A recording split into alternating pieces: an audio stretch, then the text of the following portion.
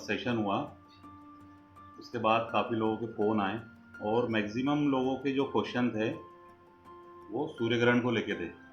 तो कल अभी सूर्य ग्रहण है, तो आज इसी टॉपिक पे हम बात करेंगे, इसी की चर्चा करेंगे, क्योंकि कल जो क्वेश्चंस थे उनके आंसर इंडिविजुअली मैंने नहीं दिए, क्योंकि ऑलमोस्ट सारे क्वेश्चन सब लोगों के सेम थे कि सूर्य ग्रहण पे क्या करना है, क्या नहीं करना है, कैसे हम इसका एडवांटेज ले सकते हैं, कैसे हम इनकैश कर सकते हैं इस अपॉर्चुनिटी को, जब इस साल का पहला सूर्य ग्रहण आया और ये एक बड़ा कोइंसिडेंस है। तो देखिए, इसमें दो चीज़ें हैं। सबसे बड़ी बात कि हमको देखिए, जब एनर्जी की हम बात करते हैं ना, सन का जो रिलेशन है, सूरज का जो संबंध है, वो सीधा एनर्जीज से है। हमारी जो लाइफ एनर्जी है या पूरे इस यूनिवर्स की जो लाइफ एनर्जी है जिससे पूरा यूनिवर्स चलता है, उसका सीधा संबंध सन से है। तो सूर्य की जब हम बात करें तो ऊर्जा की बात होती है, और ऊर्जा की बात करें तो ऊर्जा के लिए, एनर्जी के लिए तंत्र, मंत्र और यंत्र, तीन चीज़ें हैं इसके अंदर बताई हुई। तो ये तीनों चीज़ें काम करती है और अलग अलग लोग अलग अलग जिसको जो सूट करती है उसको फॉलो करते हैं, यूज़ करते हैं। तो मंत्र जो हैं वैदिक टाइप के भी होते हैं, मंत्र दूसरे भी होते हैं, अलग अलग कैटेगरीज हैं इनकी। लेकिन जो लोग सात्विक तरीके से चलते हैं तो उनके लिए जो चीज़ें डिफाइन हैं उन्हीं चीज़ों के बारे में बातें करते हैं। हम उन साधनाओं के बारे में या उनके बारे में बातें हम लोग नहीं करते हैं जो कि किसी स्पेसिफिक पर्पज़ से होती है, और उसके कुछ डिसएडवांटेज भी होते हैं कभी कभी। तो हम बात कर रहे थे कि कैसे सूर्य ग्रहण पे क्या करें, हम क्या नहीं करें, किस तरीके से इस अपॉर्चुनिटी को हम इनकैश करें। तो मैं स्टेप बाय स्टेप आपको चीज़ें बताता हूँ। सबसे पहले तो बात हमको समझने की ये है कि सूर्य ग्रहण, अगर आप टाइम इसका देखेंगे कल के लिए, अलग अलग अगर आप 5 लोगों से पूछेंगे तो आपको हर जगह टाइम में थोड़ा थोड़ा वेरिएशन मिल सकता है, क्योंकि कैलकुलेशंस इतने जो है स्पेसिफिक अभी के टाइम में कई बार लोगों के नहीं होते हैं। तो कभी हो सकता है कोई 9:55 बताए, कभी हो सकता है कोई 10:03 बताए। तो हम उसको ब्रॉडली लेके चलते हैं कि आप ये मान लो कि 9:30 बजे से मॉर्निंग में सूर्य ग्रहण का टाइम स्टार्ट होता है, कल सुबह मॉर्निंग में 9:30 बजे से, और करीब करीब 2:30 बजे, 2:45 बजे तक को चलता है।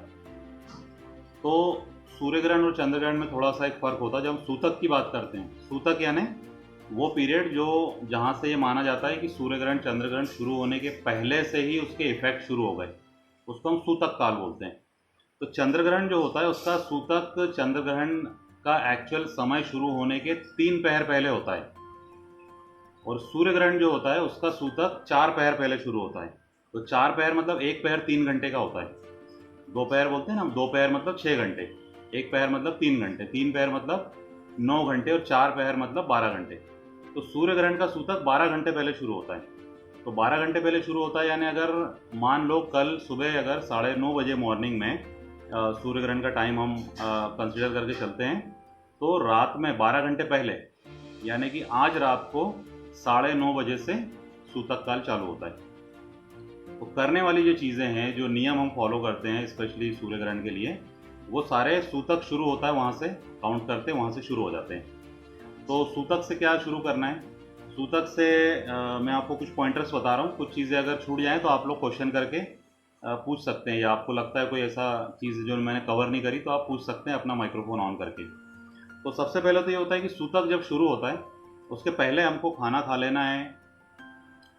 मतलब 9:30 बजे होता है, तो 9 बजे के पहले पहले अपन खाना खा लें। तो खाना खा लेना है 9 बजे के पहले हमको। जो लोग गहरी साधनाएं करते हैं, जो बहुत डीप जाना चाहते हैं, इस अपॉर्चुनिटी को ज़्यादा इंगेज करना चाहते हैं, कोई मंत्र सिद्ध करना चाहते हैं, तो उन लोगों को पानी भी सूतक शुरू होने के पहले पी लेना चाहिए। तो 9 बजे के पहले उनको पानी भी पी लेना चाहिए, खाना भी खा लेना चाहिए, जो लोग मंत्र सिद्धि पे काम करना चाहते हैं, क्योंकि कल का जो योग है वो विशेष है।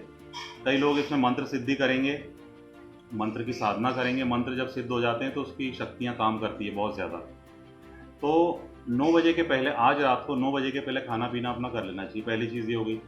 दूसरी चीज़ ये हो गई कि हमको जहाँ से हमें एनर्जीज मिलती है, साल भर हम भगवान की पूजा करते हैं, आप मंदिर में जाते हैं या अपने घर में जो भगवान रखे हैं वहाँ साल भर पूजा करते हैं, तो वो सारे एनर्जी के सोर्स हैं। वहाँ से हमको साल भर एनर्जी मिलती है। जब भी हम परेशान होते हैं या हमारा रूटीन है, हम सुबह शाम पूजा करते हैं, तो वहाँ जाके करते हैं, तो वहाँ से एनर्जीज हमको मिलती है। तो जब ये टाइम होता है, इस टाइम में सारी नेगेटिव एनर्जीज एक्टिवेट हैं, और बाकी सूर्य ग्रहण होने के कारण बाकी एनर्जीज डाउन हो जाती है। तो उस समय में हमारा जो एनर्जी का सोर्स है, जो भगवान है या जहाँ पे हम पूजा करते हैं, उसको हमको ढाक देना चाहिए या उनके पर्दे बंद कर देना चाहिए। तो उसके बाद आज रात को 9 बजे के बाद भगवान को टच नहीं करना है, छूना नहीं है, पूजा नहीं करनी है। आपके इधर अगर पर्दा है तो बंद कर देना है, आपके इधर अगर रूम है तो वो रूम को बंद कर देना है। अगर पर्दा नहीं है, आप कवर किसी तरीके से करते हैं तो उस तरीके से कवर करके भगवान को हमको रख देना है।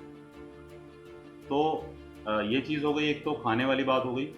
दूसरा ये है कि सूर्य ग्रहण सुबह जब मॉर्निंग में आप उठते हैं, कल आप जब उठेंगे सो के, तो सो के उठने के बाद हमको पूजा नहीं करनी है। अगर डेली रूटीन में है तो पूजा नहीं करनी है।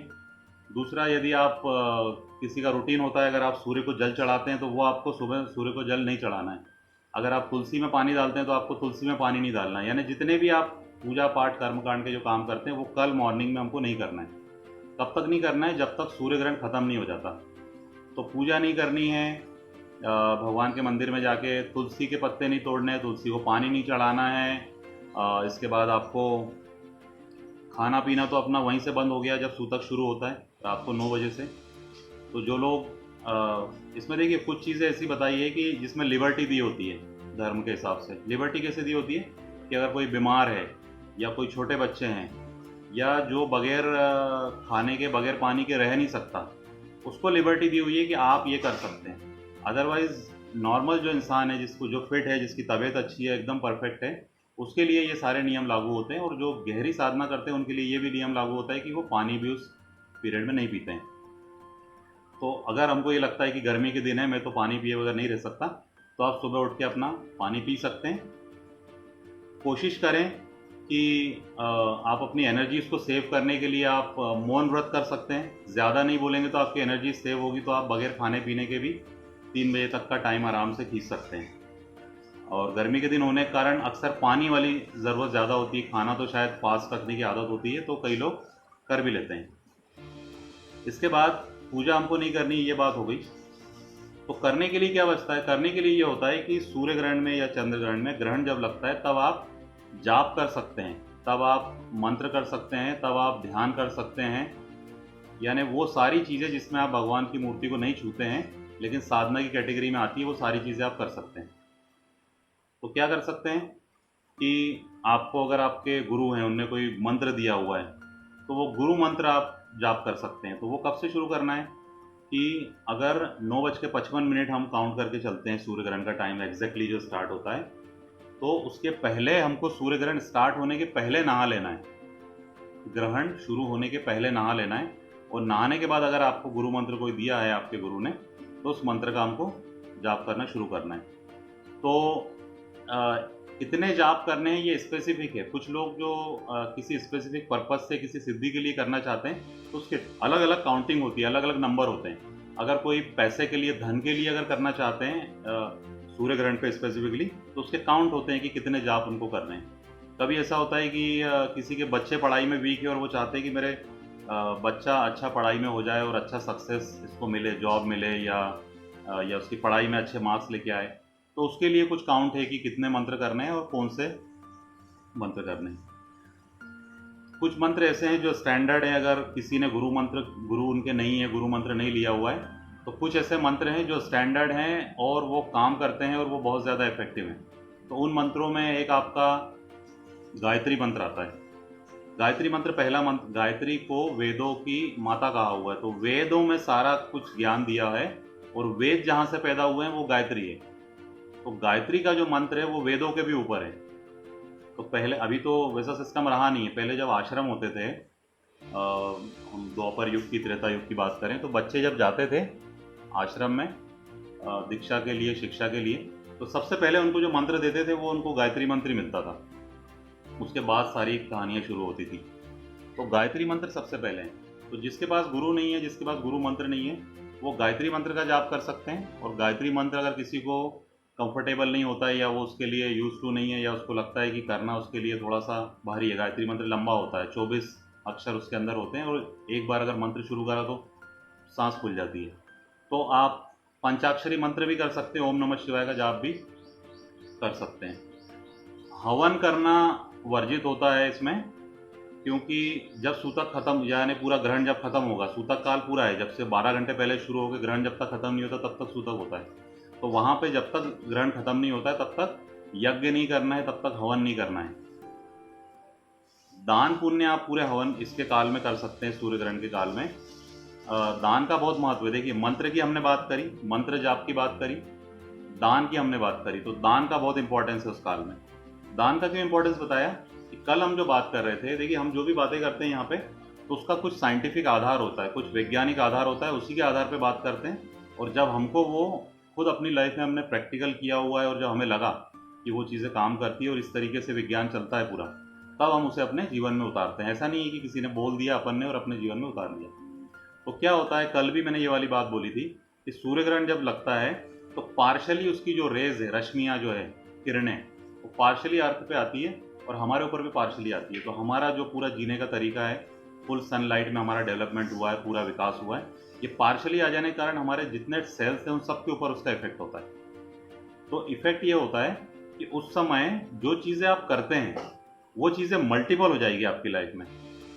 यदि आप पुण्य का कोई काम करते हैं, यदि आप दान करते हैं, यदि आप सेवा करते हैं, तो दान सेवा का जो रिजल्ट हमको नॉर्मल टाइम में मिलता है उसका मल्टीपल टाइम रिजल्ट हमको मिलता है जब हम सूर्य ग्रहण में ये वाली चीज़ करते हैं। अगर हम जाप करते हैं तो नॉर्मल टाइम में आप जो मंत्र जाप करते हैं उसका जो रिजल्ट मिलता है उससे कई गुना ज़्यादा रिजल्ट मिलता है जब आप सूर्य ग्रहण में और ग्रहण काल में इस तरह के जाप करते हैं।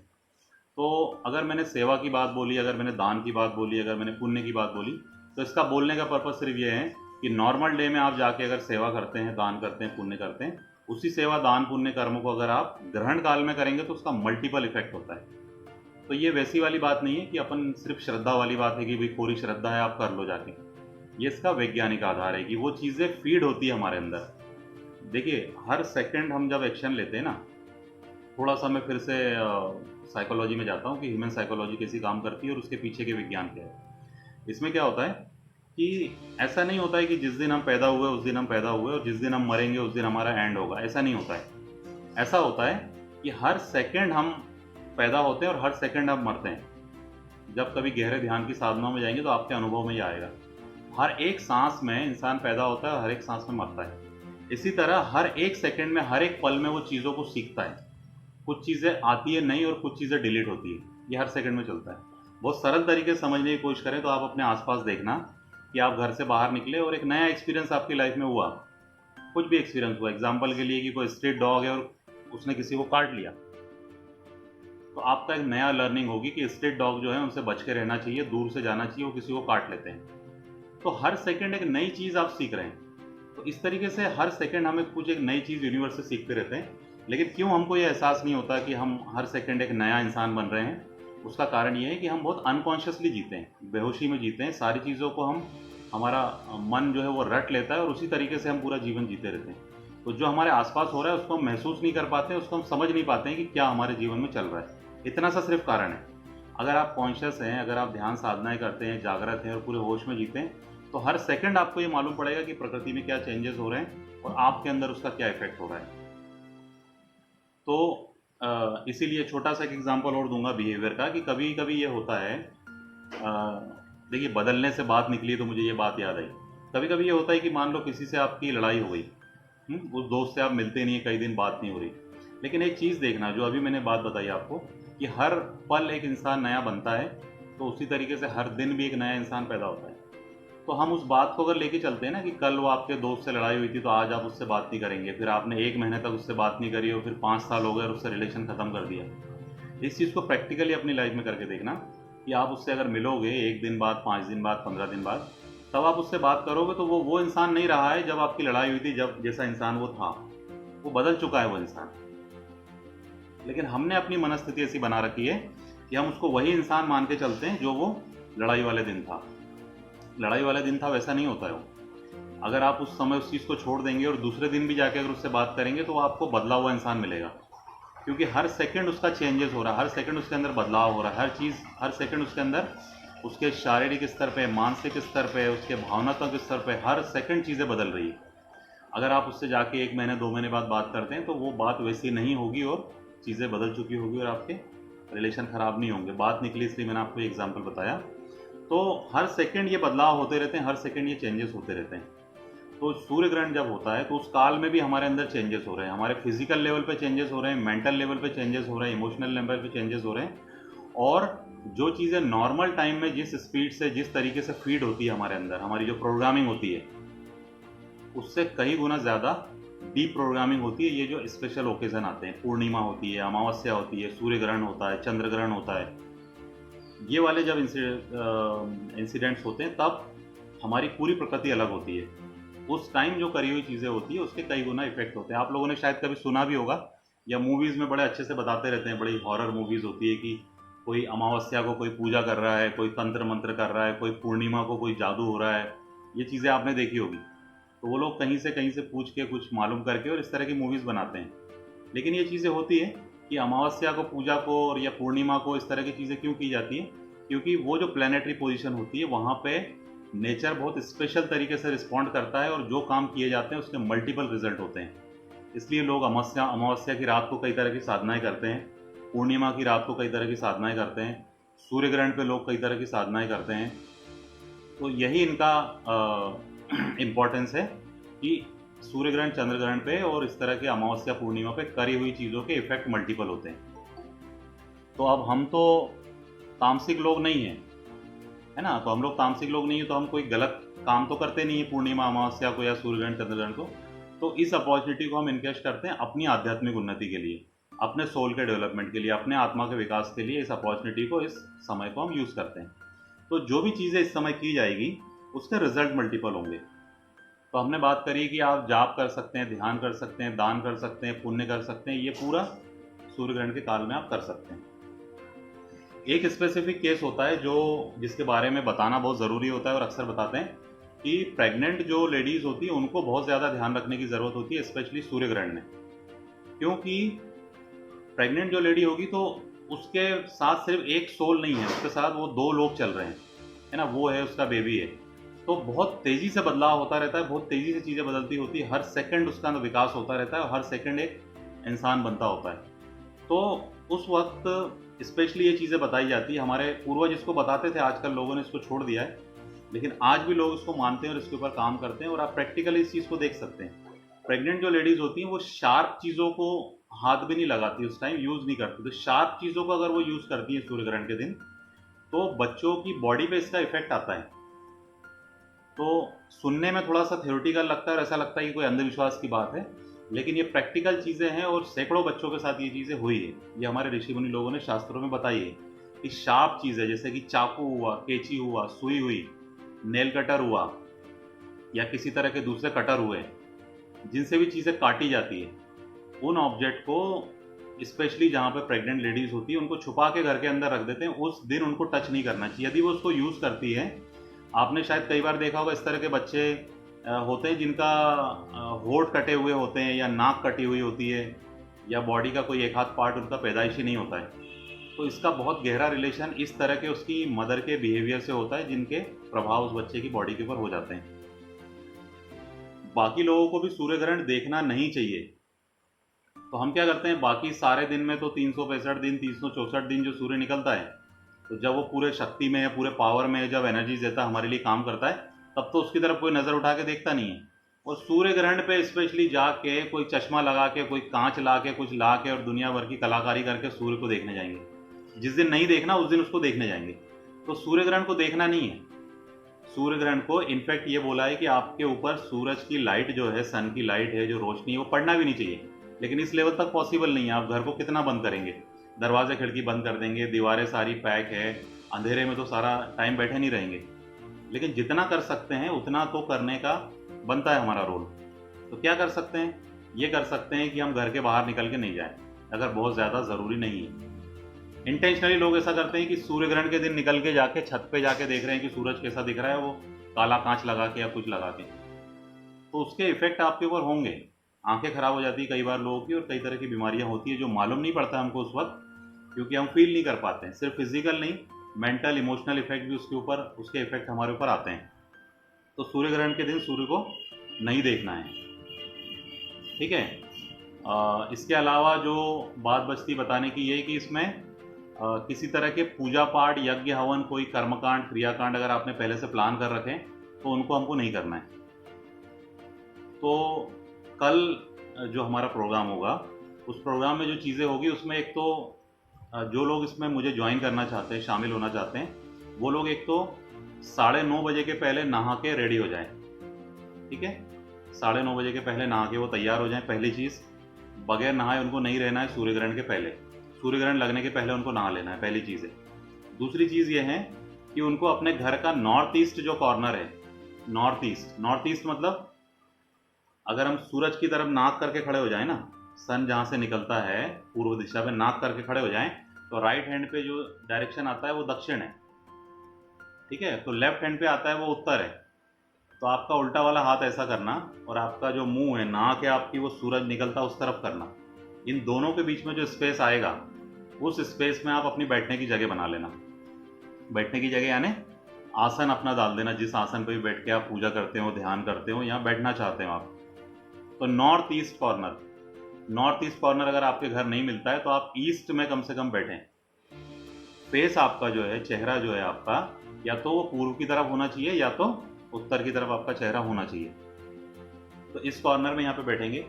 यहाँ पे बैठने के बाद हमारा जो प्रोसेस शुरू होगा, उस प्रोसेस में कुछ सूर्य के स्त्रोत हैं, उस सूर्य के स्त्रोत का जाप होगा। इसके बाद सूर्य के कुछ मंत्र हैं, उनका जाप होगा।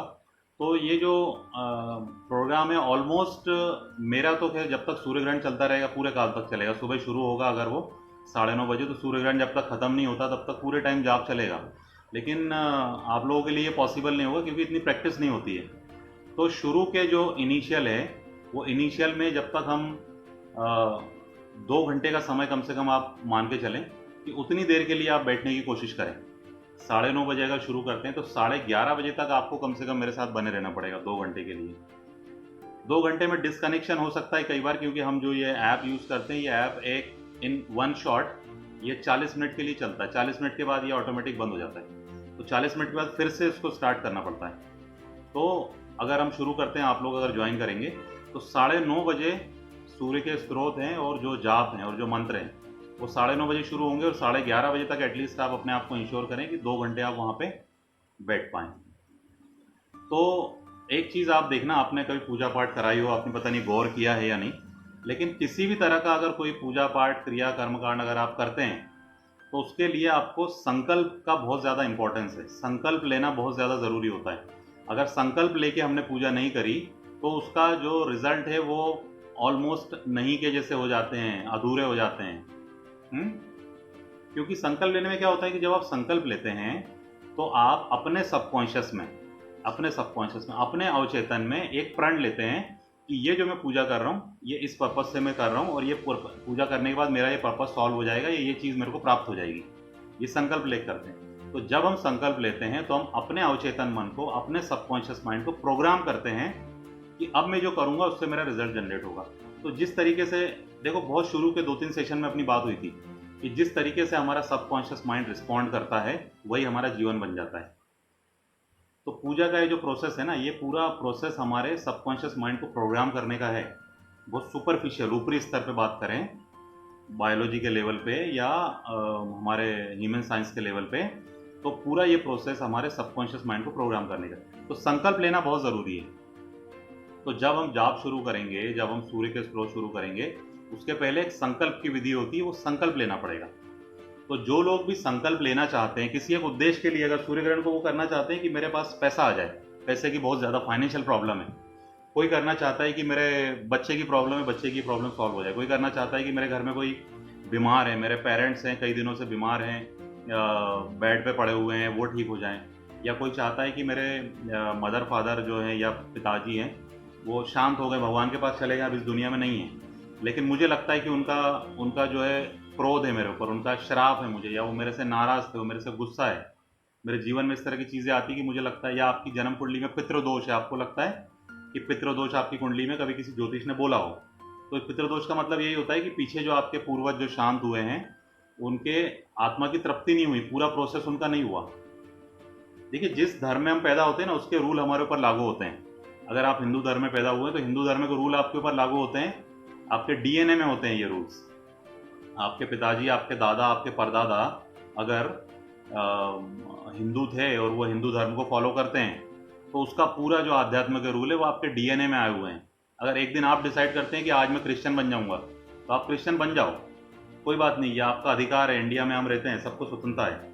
लेकिन कुछ टाइम के बाद आपको इसके इफेक्ट मालूम होने शुरू हो जाएंगे कि वो जो डीएनए आपके हिंदू बनने के लिए, ब्राह्मण बनने के लिए और सारे क्रिया कांड के लिए थे, वही आदमी जब चर्च में जाना शुरू कर देगा तो थोड़े दिन बाद उसको दिखना शुरू हो जाएगा उसके जीवन में क्या क्या इफेक्ट आ रहे हैं।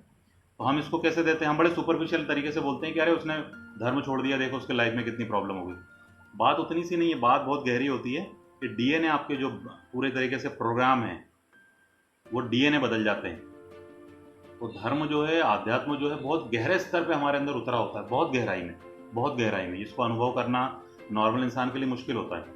तो अगर किसी के आध्यात्म को, धर्म को अगर हिला दिया जाए तो उस इंसान की फिजिकल, इमोशनल, सोशल, मेंटल पूरी लाइफ हिल जाती है। मैंने देखे हैं ऐसे लोग प्रैक्टिकली जिनने धर्म परिवर्तन किए और धर्म परिवर्तन करने के बाद फिर बहुत ज़्यादा प्रॉब्लम्स उनकी लाइफ में हुई। तो अगर कोई क्रिश्चियन धर्म को फॉलो करता है, उसके पेरेंट्स भी अगर यही करते आए हैं, तो उसको उसके रूल फॉलो करना चाहिए अगर उसकी लाइफ को बेटर बनाना चाहता है। तो अभी हम उस सब्जेक्ट पे नहीं जाएंगे, अभी हम बात कर रहे हैं कि अगर आपकी जन्म कुंडली में पितृदोष है, या आपको ऐसा लगता है कि आपके लाइफ में जो प्रॉब्लम्स आते हैं वो आपके वर्चस्व को लेके, नाम को लेके, आपके फेम को लेके, आपके पैसे को, प्रतिष्ठा को, पद को, सम्मान को लेके आते हैं, तो इसका मतलब कहीं ना कहीं सूर्य की प्रॉब्लम आपके अंदर है। तो ऐसे लोगों को स्पेशली अपने पर्पस को लेकर ध्यान करना चाहिए और संकल्प उनको करना चाहिए कि ये जो मैं सूर्य ग्रहण के दिन ये जो जाप करूंगा, ये जो मैं स्त्रोत करूंगा, ये जो मैं ध्यान करूंगा, इससे मेरी ये वाली प्रॉब्लम सॉल्व होना चाहिए। मेरे किसी ने बोला कि मेरे पितरों को जो है शांति मिलना चाहिए, मेरे पितृ शांत होना चाहिए और पितृदोष आगे मेरी पीढ़ी में किसी की जन्म कुंडली में ना आए, या फिर मेरे लाइफ में जो प्रॉब्लम आ रही है मेरे पितरों के कारण वो ना आए, तो उसको लेके वो संकल्प करें। तो जो लोग भी संकल्प करना चाहते हैं और संकल्प के साथ इसका एडवांटेज लेना चाहते हैं इस अपॉर्चुनिटी का, वो लोग अपने साथ में कुछ तैयारी करके बैठे हैं। एक चीज़ मैंने बता दी है कि सूर्य ग्रहण शुरू होने के पहले नहा लेना है, नॉर्थ ईस्ट कॉर्नर में बैठना है, ऐसा अरेंजमेंट करना है कि आपका चेहरा पूर्व की तरफ हो या फिर उत्तर की तरफ हो, साथ में एक पानी का लोटा लेके बैठें, साथ में एक खाली कटोरा लेके बैठें, चावल लेके बैठें एक थोड़ा सा 100 ग्राम एक कटोरी, एक दो फूल लेके बैठें, फूल जितने आपके घर में मेंबर है उतने फूल आप लेके बैठें साथ में, और जो टीका लगाते हैं अपन भगवान को वो लेके बैठें। ये 4-5 चीज़ें लेके बैठें। आप अगर याद आपको नहीं रहता तो बाद में आप पूछ सकते हैं, या चाहे तो मैं आपको फिर पूछेंगे आप तो मैं मैसेज कर दूंगा। ये चीज़ें साथ में लेके बैठें क्योंकि इनको लेके संकल्प लिया जाता है, तो इनको लेके संकल्प लिया जाएगा। साथ में दूसरी हम जो बात कर रहे थे कि दान पुण्य का और इसका बड़ा महत्व होता है। तो ये जो दान पुण्य है ये आपको सूर्य ग्रहण के बाद करना है। ऐसा नहीं है कि दान करने निकले, सूर्य ग्रहण चल रहा है और मैं जा रहा हूँ दान करना, ऐसा नहीं करना है।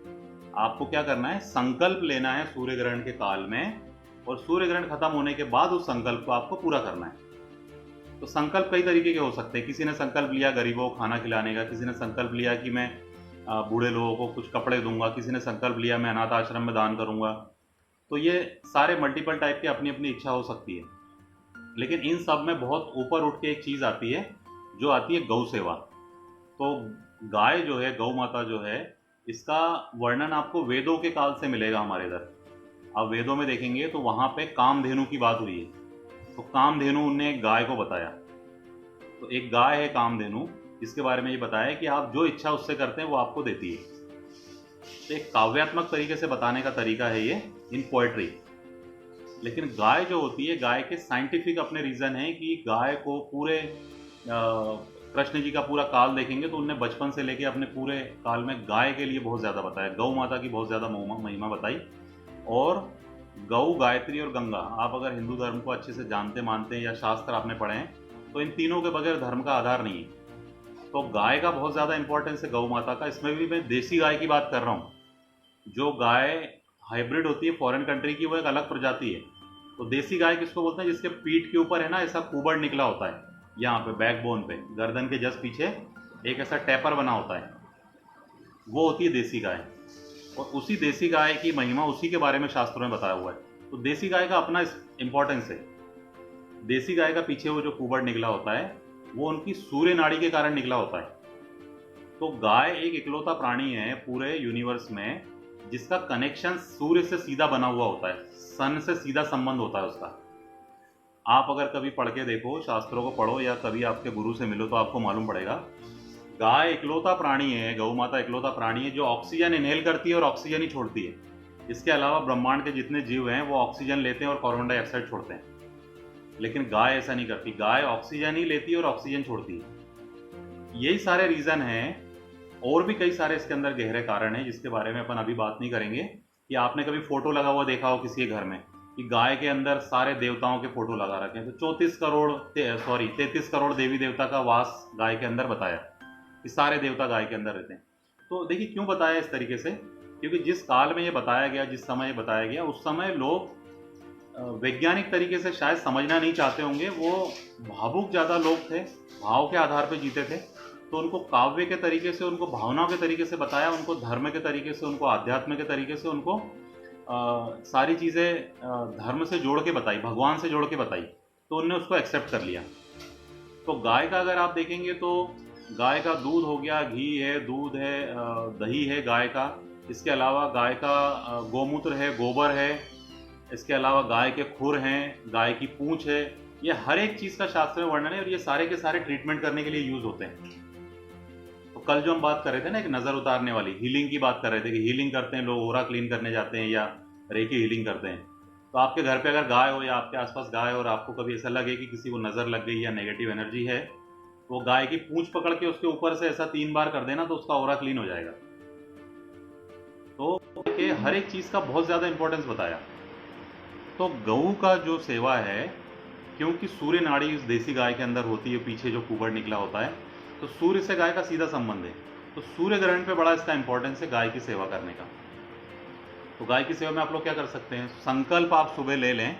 संकल्प लेके आप सूर्य ग्रहण खत्म होने के बाद गाय को चारा खिला सकते हैं, गाय को रोटी खिला सकते हैं, गाय को जो भी आपकी इच्छा हो खिलाने की, वो खिला के आप अपना एक तरीके से कर सकते हैं इस चीज़ को। लेकिन कई बार ये होता है कि शहरों में ये सारी सुविधाएं नहीं होती है, या लोग कभी गाय नहीं मिल रही है, या गाय को रोटी नहीं खिला पा रहे हैं। देखिए आप लोगों ने देखा होगा आपके घरों में भी, मेरे घर में भी ये होता है कि खाना बनाते हैं जब हम लोग, तो पहला जो रोटी बनाई जाती है वो गाय के लिए बनाई जाती है। गऊ ग्रास बोलते हैं इसको, शास्त्रों में इसको बोला है गऊ ग्रास। पहली जो रोटी बनाई जाती है वो गाय के लिए बनाई जाती है, उसको निकाल के गाय के लिए रख देते हैं। और आखिरी जो रोटी बनती है वो कुत्ते के लिए बनाई जाती है, उसको निकाल के रख देते हैं और वो कुत्ते को खिलाते हैं। गाय की रोटी गाय को खिलाते हैं, कुत्ते की रोटी कुत्ते को खिलाते हैं। ये होता है, ऐसा नियम है। और जो लोग ये करते हैं उसके प्रभाव वो लोग जानते भी हैं, इफेक्ट जानते भी हैं कि किस तरीके से उनकी लाइफ में ये साइंस काम करता है। लेकिन क्योंकि ये पॉसिबल नहीं हो पाता है, तो इसके लिए हमारी एक सेवा चलती है। मेरी वेबसाइट अगर आप लोगों ने कभी खोल के देखी हो, ना देखी हो तो आप लोग खोल के देखना। तो उसमें काऊ ऑफ प्लेंटी करके मेरा एक हेडिंग डाला हुआ है। काऊ ऑफ प्लेंटी मैंने ये बताया हुआ है कि गौ माता का क्या साइंस है, गाय का क्या साइंस है, और किस तरीके से हमारे जीवन में वो काम करती है। तो एक आपको मैं बड़ा शॉर्टकट तरीका बताता हूँ। कई बार ऐसा होता है कि आप लोग जब लाइफ में कोई प्रॉब्लम आती होगी तो आप लोग ज्योतिष के पास जाते होंगे, उनको जन्म कुंडली दिखाते होंगे। तो ज्योतिष आपकी जन्म कुंडली देखते हैं और फिर बताते हैं कि आपकी मंगल ग्रह की प्रॉब्लम है, आपका चंद्रमा डाउन है, या आपकी बुध ग्रह की प्रॉब्लम है, या फलाना ग्रह आपका वक्री हुआ है, या शनि की आपके ऊपर दृष्टि सही नहीं है, या राहु केतु की ये दशा चल रही है। इस तरह की काफ़ी सारी चीज़ें वो आपको बताएंगे आपकी ग्रह दशा के हिसाब से। फिर क्या होगा, फिर आप बोलेंगे कि भाई पंडित जी कोई उपाय बताओ इसका। तो फिर वो आपको उपाय बताते हैं कि आप ये वाला रत्न पहन लो, आप पुखराज पहन लो, आप मूंगा पहन लो, मोती पहन लो, पन्ना पहन लो, गोमेद पहन लो, ये वाले रत्न आप पहन लो। या फिर आप उज्जैन में जाके फलानी कोई साधना करा दो, या आप वहाँ पे त्र्यंबकेश्वर के मंदिर में जाके आप पितृदोष की शांति कराओ, या काल सर्वयोग की आप शांति करा लो। ये सारे वो विधान जो शास्त्रों में बताए हैं वो ज्योतिष के आधार पर आपको बताते हैं। लेकिन दिक्कत क्या होती है, दिक्कत ये होती है कि वो जब आप जाते हो ज्योतिष के पास अपनी प्रॉब्लम लेके, तो प्रॉब्लम तो ऑलरेडी आपके लाइफ में चली रही है। पैसे की प्रॉब्लम है, या आपकी बीमारी की प्रॉब्लम है, या किसी तरीके से मुसीबत में आप फंसे हो। जब वो उपाय करने के लिए ज्योतिष आपको बताते हैं तो हम ऐसी स्थिति में नहीं होते हैं कि उस उपाय को कर पाएं। तो पंडित जी ने बोला कि भाई आप नासिक में त्र्यंबकेश्वर में जाके आप पितृदोष की शांति कराओ।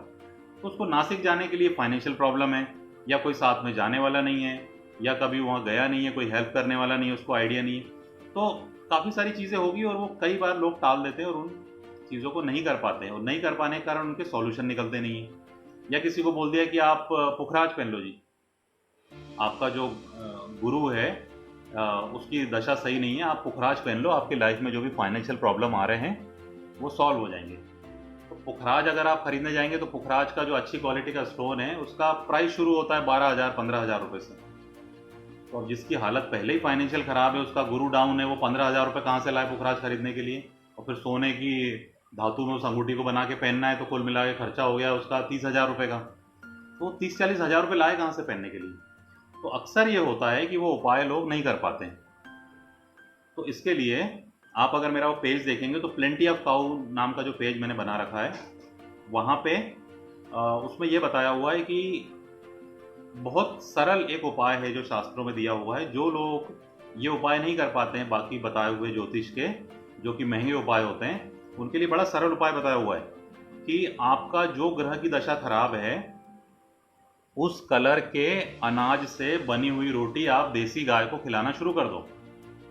उसके बाद आपको कहीं पे जाके यज्ञ हवन या ये मूंगा मोती हीरा पहनने की ज़रूरत नहीं है।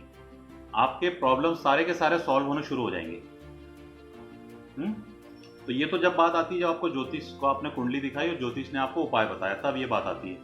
लेकिन अगर ज्योतिष को आपने कुंडली नहीं दिखाई, आपकी लाइफ में कोई प्रॉब्लम नहीं है, लेकिन तब भी आप चाहते हैं कि आपकी लाइफ में कोई प्रॉब्लम हो ना, मेरी लाइफ एकदम परफेक्ट चलती रहे और चीज़ों से मैं बचा रहूँ, इस तरह की मुसीबतें मेरे ऊपर ना आए और मेरी जो प्लानिटरी पोजीशन है अच्छी बनी रहे, मेरे ग्रहों की दशा अच्छी बनी रहे, और जो ग्रहों की दशा खराब होने के कारण जो प्रॉब्लम आती है वो मेरी लाइफ में ना आए। तो उसके लिए हमारा गौ ग्रास नाम से एक मेरा प्रोग्राम चलता है, वेबसाइट पे आपको मिलेगा ये प्रोग्राम।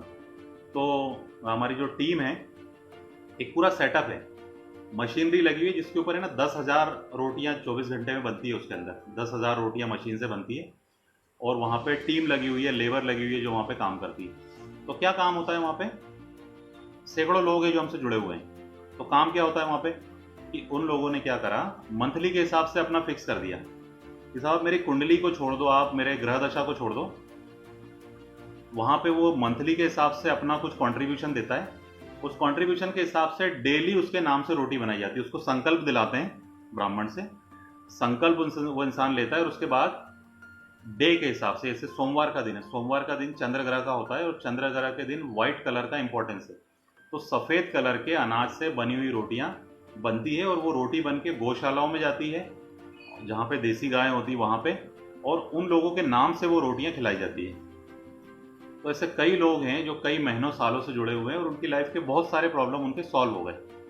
तो जब उन्हें करके देखा और उनको इसका फ़ायदा मिला, तब उन लोगों ने इसको कंटिन्यू करा। तो बड़ा मिनिमम उसका खर्चा होता है, एक इंसान का 150 रुपये महीना उसका खर्च आता है, 150 रुपये।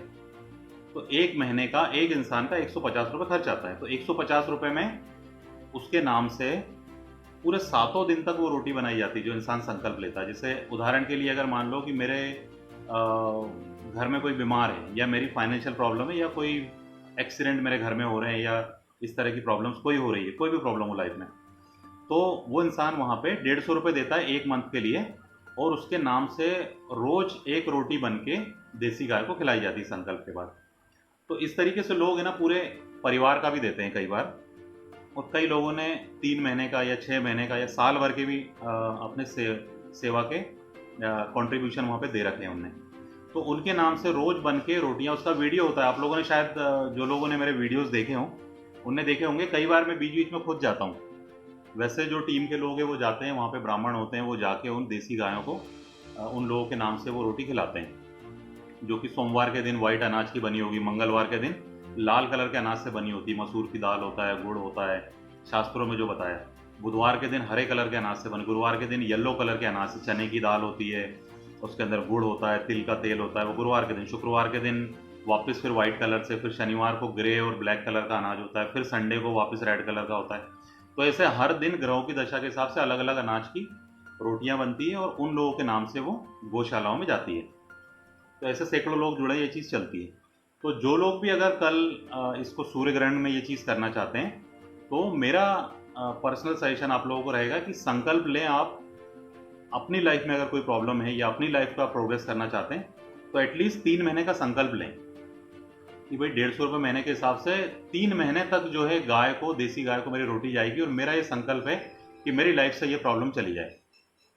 तो मैं अगर आपको ये चीज़ बताऊंगा तो इतना विश्वास आपको नहीं होगा, लेकिन करके अगर आप देखेंगे और करने के बाद जो आपके लाइफ में चेंजेस होते हैं, जो उसके रिजल्ट होते हैं, जब वो आएंगे तो आपको उसका उसका रियलिटी, उसकी जो सच्चाई है, उसका अनुभव आपको होगा, और उसके बाद फिर आप इसको हमेशा करते रहेंगे आगे, जिस तरीके से भी आप करते हैं। तो बोलने का मतलब मेरा ये है, क्योंकि आप लोग मुझसे रोज़ जुड़े रहते हैं, इसलिए मैं ये चीज़ आपको यहाँ पे बता रहा हूँ। अदरवाइज पर्सनली ये चीज़ें नहीं होती है, लोग एक दूसरे से जुड़ के कहीं से आते हैं, और जिनकी लाइफ में चेंज होता है वो अपने परिवार वालों को, अपने रिश्तेदारों को, अपने दोस्तों को बताते हैं कि मेरी लाइफ में ऐसे ऐसे चेंजेस हुए, तो आप इस चीज़ को करो। तो क्योंकि हम लोग सुबह यहाँ बैठते हैं, ये बात हो रही है। तो अगर आप जो लोग बैठे हैं यहाँ पे जिनसे बात होती है, अगर किसी की लाइफ में कोई स्पेसिफिक प्रॉब्लम चल रही है, किसी बीमारी को लेके, मान लो किसी को कोई शुगर की बीमारी है घर में किसी को, या किसी के घर में उसके कोई ग्रैंडफादर हैं या पेरेंट्स हैं, बेड पे पड़े हुए हैं, बहुत दिनों से बीमार हैं और वो प्रॉब्लम सॉल्व नहीं हो रही है, या फिर फाइनेंशियल लॉसेस बहुत ज़्यादा होते हैं, या इस तरह की बड़ी बड़ी प्रॉब्लम किसी की है अगर, तो वो लोग डेफिनेटली इसको करें। और अगर नहीं उनका भाव बनता है तो मेरे बोलने पे करें आप। अगर आपको लगता है कि आपकी प्रॉब्लम सॉल्व नहीं हो रही तो आप मुझे बताना, आपका जो भी पैसे खर्च हुए मैं अपने पॉकेट से आपको पैसा वापस कर दूंगा। तो मेरी ये इच्छा है कि आपकी वो प्रॉब्लम किसी तरह सॉल्व हो, इसीलिए मैं आपको ये चीज़ बोल रहा हूँ। तो ऐसा नहीं है कि ये मैटर कोई पैसे वाला है। कई बार ये होता है कि जब भी बात पैसे की आती है तो हम लोग उस तरीके से इसको देखने लगते हैं। तो इस चीज़ को समझना कि आपकी लाइफ में बड़ी प्रॉब्लम है, तो मेरी इच्छा है कि वो प्रॉब्लम सॉल्व हो जाए। आप इस चीज़ को करो संकल्प लेके कल से शुरू, और उसके बाद अगर वो प्रॉब्लम आपकी सॉल्व नहीं हुई, या आपको लगे कि नहीं मेरा तो विश्वास नहीं बना, या मेरी तो प्रॉब्लम सॉल्व नहीं हुई और मेरा तो 150 रुपये का नुकसान हो गया, तो आप मुझे बता देना, वो 150 रुपये मैं आपको अपनी तरफ से दे दूंगा। ठीक है? तो इन चीज़ों को समझें। और उसके बाद जब सूर्य ग्रहण खत्म होता है, सूर्य ग्रहण खत्म होने के बाद फिर नहाना है, और नहाने के बाद फिर हवन होगा। तो हवन आप लोग अगर बैठ के अपने अपने एंड पे, अपने अपने घर पे कर लेते हैं तो बहुत अच्छी बात है, और अगर नहीं कर पाते हैं तो यहाँ पे मैं हवन करूँगा, तो ऑनलाइन हम लोग कनेक्ट हो सकते हैं, और वहाँ पे जो चीज़ें बताई जाएगी वो अरेंजमेंट आप जो बेस्ट पॉसिबल हो उतना अरेंजमेंट कर सकते हैं। तो हवन में कुछ नहीं करना है, आपके पास हवन सामग्री हो और हवन की लकड़ी हो और थोड़ा सा घी हो, बस उतना ज़रूरी है। हवन कुंड आपके पास नहीं है तो आप थाली में हवन कर दें, कोई ज़्यादा उससे फ़र्क नहीं पड़ता है। तो उसके बाद हवन होगा। तो ये पूरा प्रोसेस है जो स्टार्ट होगा, और स्टार्ट टू एंड कल चलेगा। सुबह ऑलमोस्ट आप मान के चलें 9:30 बजे से लेके तो 3 साढ़े 3 बजे तक चलेगा। तो आपको इतने टाइम तक मेरे साथ जुड़े रहने की, कनेक्ट होने की ज़रूरत नहीं है।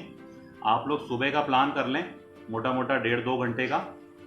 और सूर्य ग्रहण जब ख़त्म होता है तब एग्जैक्टली जो लोग इन्वॉल्व इसमें होना चाहते हैं वो लोग मुझे बता देना, तो मैं हमको बता दूंगा कि कितने बजे वो सूर्य ग्रहण खत्म होने के बाद वो नहा के वापस उसी जगह पे बैठ जाएं जहाँ पे वो साधना करना चाहते हैं। तो उसके बाद फिर वो हवन चलेगा। तो ये पूरा चीज़ जो है, आज का पूरा जो सेशन था वो इस सूर्य ग्रहण के बारे में था कि क्या चीज़ें हम लोग करेंगे और किस तरीके से काम करेंगे। अक्सर ये चीज़ें होती है कि हमने कई बार अपने बचपन से सुनते आ रहे हैं, जो शास्त्रों में लिखा है, बताया है करने के लिए, आपने भी अपने जीवन में कभी ना कभी करा होगा कि उसको सुन लेते हैं और सुनने के बाद उसको करते नहीं हैं, और करने के बाद फिर हम लोग धर्म को, अध्यात्म को झूठा ठहरा देते हैं कि ऐसा कुछ नहीं होता। आप अनुभव करके देखना कि आपको कई बार किसी ने बोला होगा कुछ चीज़ करने के लिए और आपने उसको नहीं करी, तो फिर आपने बोल दिया कि अरे मैंने तो करा था, कुछ नहीं होता है, ये है वो है। तो बदलाव नहीं आता, तो एक्शन मस्ट है। सिर्फ सुनने से या सोचने से काम नहीं होगा। तो अगर आपको लगता है तो आपकी कोई प्रॉब्लम है तो आप संकल्प लें, संकल्प लेके जो बताया जा रहा है उसके ऊपर करें काम, और काम करने के बाद उसके रिजल्ट देखें। और जब आपको रिजल्ट मिल जाए तब आपको कॉन्फिडेंस पैदा होगा कि किस तरीके से हमारे शास्त्र जो है, हमारा धर्म जो है, हमारे ऋषि मुनि लोगों का बताया हुआ जो वैदिक साइंस है, एंशियंट साइंस है, वो किस तरीके से काम करता है, और कैसे वो हमारे उसका रिलेशन बहुत ही ज़्यादा साइंटिफिकली हमारे जीवन से हैं, हमारी फिजिकल बॉडी से हैं, हमारी मेंटल बॉडी से, हमारी इमोशनल बॉडी से हैं, हमारे सोशल स्टेटस से हैं, हमारे पांचों शरीर से हैं, कैसे उसका संबंध है, पूरा विज्ञान है। कहीं पे भी कभी आप ये बात गलती से भी मत सोचना कि जो पूजा पाठ आप करते हो, जो भी धर्म कर्म कर्मकांड आप करते हो, भगवान के लिए कर रहे हो, ये गलती से भी मत सोचना। ये बहुत बड़ी भूल में इंसान जीता है पूरा जीवन, कि मैंने जाके मंदिर में आज जो है रुद्राभिषेक करा दिया भगवान शिव की खुशी के लिए, या भगवान शिव की मदद करने के लिए। या मैंने फलाने मंदिर में आज जो है दान दे दिया है 1 लाख रुपए का ताकि मंदिर चलता रहे, या मैंने जाके आज वहाँ भंडारा करा दिया है 50,000 रुपए का ताकि है ना 500 लोगों का पेट भर जाए। ये इस तरीके से आप कुछ कर रहे हैं, इस तरीके से मत सोचना। ये जो चीज़ें होती है ना, ये आप अपने लिए करते हैं।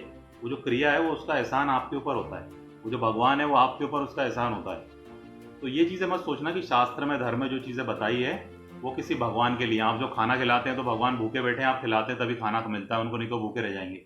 या आपने कोई अभिषेक करा तो आप वो दूध डालेंगे शिव जी के ऊपर, तो दूध शिव जी जो है दूध से नहा लेंगे, नहीं तो आप दूध नहीं डालेंगे तो वो नहाएंगे नहीं कई दिन तक। तो ये मत सोचना कि जो चीज़ें हम कर रहे हैं वो भगवान के लिए करते हैं। भगवान को इन चीज़ों की ज़रूरत नहीं है। जिसने पूरा यूनिवर्स बनाया, पूरा ब्रह्मांड बनाया, जो आपकी हमारी सांसें चलाता है, जो पेड़ पौधों को पक्षियों का जीवन चलाता है, पूरे टाइम हवा बह रही है, पूरे टाइम नदियों में पानी बह रहा है, रोज़ सुबह सूरज निकलता है, रोज़ वनस्पति पैदा हो रही है, रोज़ फसलें पैदा हो रही है, ये पूरा जो यूनिवर्स चल रहा है, पूरा ब्रह्मांड चल रहा है, उसको जो बनाने वाला है उसको हम नहीं पाल सकते। ये मैंने आज एक जो 2 केले नहीं चढ़ाए तो भगवान का पेट कैसे भरेगा? तो ऐसे वाले एहसान मत करना। तो जो भी शास्त्रों में बताया है वो हमारे अपने लिए बताया है, और पूरा का पूरा विज्ञान के आधार पे है, पूरा पूरा वैज्ञानिक है। जब तक हम उनको सुपरफिशियल लेवल पे समझते हैं, हमारे शरीर के लेवल पे काम करता है, मन के लेवल पे काम करता है, भावना के लेवल पे काम करता है। लेकिन जब हम धर्म पे कोरे उतर जाते हैं, आस्था पे उतर जाते हैं, तो आस्था पे उतरने के बाद वो हमारी आत्मा पे भी काम करने लगता है। आस्था पे उतरने के बाद फिर उसके चमत्कारी रिजल्ट भी आने लगते हैं, जिनको साइंटिफिकली प्रूफ नहीं किया जा सकता। जिस वक्त आस्था का स्तर आ जाता है, जब गहरी आस्था, देखिए जो लोग जो भक्ति मार्ग के जो लोग हैं ना, भक्ति मार्ग के लोग इस चीज़ की ज़रूरत नहीं होती। भक्ति मार्ग का इंसान अगरबत्ती नहीं लगाएगा, पूजा भी नहीं करेगा, अगर वो सिर्फ भगवान की भक्ति करेगा, उसको किसी दान की ज़रूरत नहीं, पुण्य की ज़रूरत नहीं, जाप की ज़रूरत नहीं, हवन की ज़रूरत नहीं है, उसको माथा टेकने की ज़रूरत नहीं है। भक्ति है उसके अंदर, उसकी भक्ति इतनी स्ट्रांग लेवल पे काम करती है कि उसको दूसरे किसी मेथड को, कर्मकांड को करने की ज़रूरत नहीं होती। ये जितनी बातें कर रहे हैं ना हम लोग, और अगर आप लोग इंटरेस्टेड हैं और इसको सुन रहे हैं, तो इसका मतलब है आप में से अधिकतर जो लोग हैं वो ज्ञान मार्ग के लोग हैं। अगर आप भक्ति मार्ग के होते तो यहाँ से भाग गए होते 2 दिन में। 2 दिन से ज़्यादा आप बैठ नहीं सकते थे यहाँ पे, क्योंकि भक्ति मार्ग के इंसान को ज्ञान मार्ग हजम नहीं होता है। उसको लगता है ये कहाँ कहाँ की बातें हो रही है, क्या क्या हो रहा है, इसकी मुझे ज़रूरत ही नहीं है, बस मैं और मेरा भगवान, आंख बंद करिए और भक्ति शुरू। तो वो आराम से बैठ के भजन करते रहते हैं, उन्हें कोई लेना देना नहीं है ये सब ज्ञान से। तो जो लोग ये सुन रहे हैं ना, ये सारे ज्ञान मार्ग के लोग हैं। तो ज्ञान मार्ग के लोगों को जब तक दिमाग में नहीं बैठती, बुद्धि में नहीं बैठती, लॉजिक समझ में नहीं आता क्यों हो रहा है, कैसे हो रहा है, तब तक वो एक कदम भी नहीं बढ़ाते। उनको अगर आप बोलो कि भाई रोज़ उठ के दिया लगा देना और घंटी बजा देना, तो बोले क्या बेवकूफ़ी है, रोज़ सुबह नींद खराब करके 5 बजे घंटी बजाऊँ, इससे क्या होने वाला है? तो आप उनको लॉजिक बताना पड़ेगा घंटी बजाने से क्या होता है। हाँ, तब वो मानेगा, उसको दूसरे दिन से घंटी बजाना शुरू कर देगा कि भाई घंटी बजाओगे, उसको जो वाइब्रेशंस होते हैं वो आपके ओरा में जो नेगेटिव एनर्जीज है उनको क्लियर कर दे। तो भगवान के मंदिर में दरवाजे में घुसोगे ना, अंदर घुसने से बड़ा घंटा लगा होता है, तो आप अनुभव करना कभी जाके, उस घंटे के नीचे खड़े होना और जोर से उसको बजाना और वहीं खड़े रहना एग्जैक्टली घंटे के नीचे, और आंखें बंद कर लेना। तो आपको दिखेगा कि एक बार आपने जैसे ही वो घंटा बजाया मंदिर का, तो एक फ्रीक्वेंसी, एक वाइब्रेशन जो है आपके सिर से शुरू होते हैं और आपके पूरे ओरा को क्लीन करते हुए जमीन के अंदर वो जाते हैं। तो फील करके देखना, कभी आप बहुत डाउन आपकी एनर्जी हो, आपको बड़ा उदास सा लग रहा हो, बुझे बुझे से कुछ हो, या नेगेटिव ख्याल आ रहे हो दिमाग में, तो जाना मंदिर में और जोर से घंटा बजाना और उसके नीचे खड़े हो जाना आंख बंद करके। सारे नेगेटिव विचार आपके धरती में चले जाएंगे। करके देखना प्रैक्टिकली, तब विश्वास होगा। ये बात कर रहा हूँ आप जैसे ज्ञान मार्ग के लोगों के लिए। भक्ति मार्ग के इंसान को कोई मतलब नहीं है, वो जहाँ बैठे वहीं मंदिर है। ठीक है, तो इस तरीके से चीज़ें होती है। तो अपन आज बात कर रहे थे सूर्य ग्रहण के बारे में। तो जो लोग भी मैंने जो बातें करी उस पर अगर विश्वास रखते हैं और इस अपॉर्चुनिटी को करना चाहते हैं इन कैश, तो इसका फ़ायदा लेना चाहते हैं, तो बाकी बातें मेरे ख्याल से सारे पॉइंट मैंने कवर कर दिए, आपको समझ में आ गए होंगे। ना समझ में आए तो फ़ोन लगा के मुझसे पूछ लें। लेकिन जो भी लोग इसको करना चाहते हैं वो एटलीस्ट मुझे एक मैसेज करके या फ़ोन करके बता देना कि आप ये पूरा प्रोसेस करना चाहते हैं, ताकि मैं अपने एंड पे तैयारियां करूं। है ना, मुझे काफ़ी तैयारियां करना पड़ती है। तो ऐसा नहीं होता है कि आपने ऑल ऑफ सडन आपने कॉल कनेक्ट किया, आप ज्वाइन कर लिया और आपने बोला कि मैं भी बैठा हूँ, अब आप कुछ करो, तो फिर वो चीज़ें गड़बड़ा जाएगी। तो आप मुझे शाम को अंधेरा होने के पहले, सूरज डूबने के पहले बता देना चीज़ें, ताकि मैं अपनी तैयारी कर सकूं आप लोगों के लिए कि आप लोग मुझे ज्वाइन करना चाहते हैं या नहीं चाहते हैं। ठीक है, तो आज पूरा समय इसी में चला गया, 7:22 हो रहा है।